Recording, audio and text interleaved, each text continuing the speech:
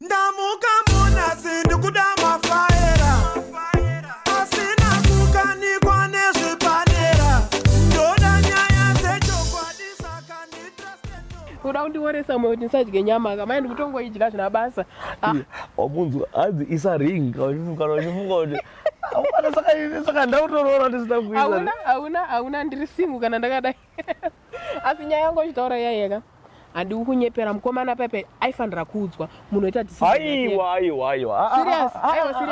aiwa ngasangonyepera nyaya idzi ngasasapoti zvisina basa pakuti chi tikuudza ka amana mukore unowu amana being HIV positive is not the end of life. It's either you are affected or infected. Saka hapana kana nyaya kana. Nyaya iripo. Hapana nyaya. Nyaya iripo munhu unoudzwa wodecide kuti zvangofanira kuti pane dziva kudai rine makaro. Odzonzi mune makaro. Unodecide kuti da kupinda nebhoti here kana ndichapinda 1 to 1 netsoka.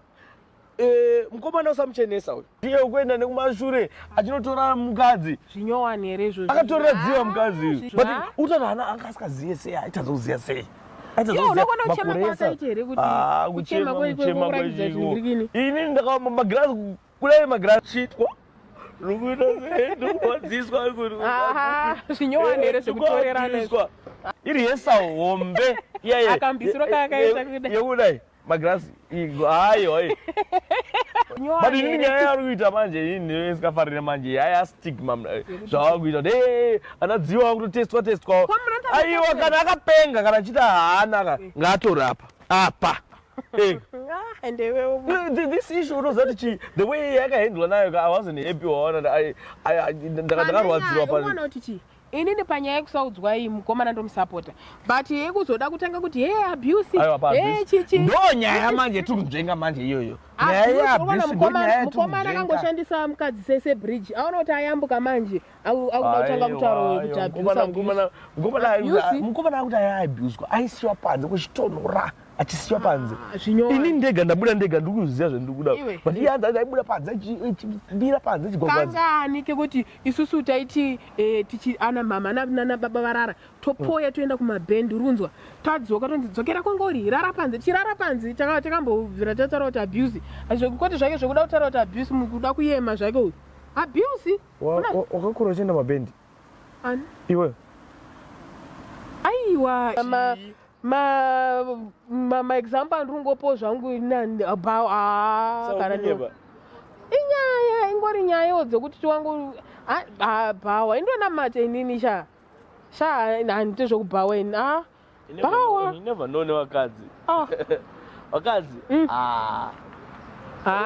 nogona uyo achigona achingataura chokwadi nekuti zvakangofana newewe unomwa mafamily planning tablets wakauiga ndakamaona guchu kudaiso yapa inini pesa apa saka kuti ndikudira parware nguva yese apa ndikutisai kuti mwana netisi kuita mwana iwo apa zvako uri kumwa mafamily planning tablets saka zvakangofanana pakuti chi hauna kutaura wakandiudza kuti iwo usafananidze mafamily planning nemauyu ese mapiritsi mafamily planning maARVs mapiritsi ese taura iwe uri kunyatsoziva kuti zvinhu zvakaoma ende unotozviziva handiti mwana tikamuite zvine zvitompei chitupa chaicho iwo hautorina chekuti ezvinezviupfu kuti unzi watenga upfu unga wakabata chitupa iwo hautorina mwana wacho takamuchabhetse unotorwa neusina chitupa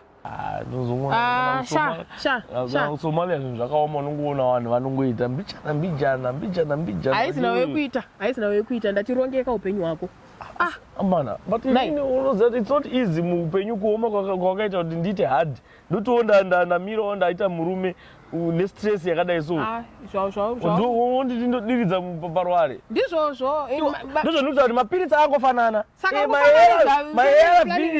mafamily planning ngaasangovigwa ngaangobuda pachena zvibude pachena iwe unoviga uri kuviga ndo nyaya iripo uri kuvavigirei taura pachena kuti uri kumwa mapiritsi saka ndakuabhusa saka yaabhuse saka unoona chiizvo kana iri abhuse enda palife chienda palife wadza kuti mukadzi wangu ari kumwa mafamily planning apa ndoda kuti tiite mwana kana unaro bhando racho enda palife ndoda kundibhohwa iwo sonyaya papasituoku zirikupisa panike kasituoku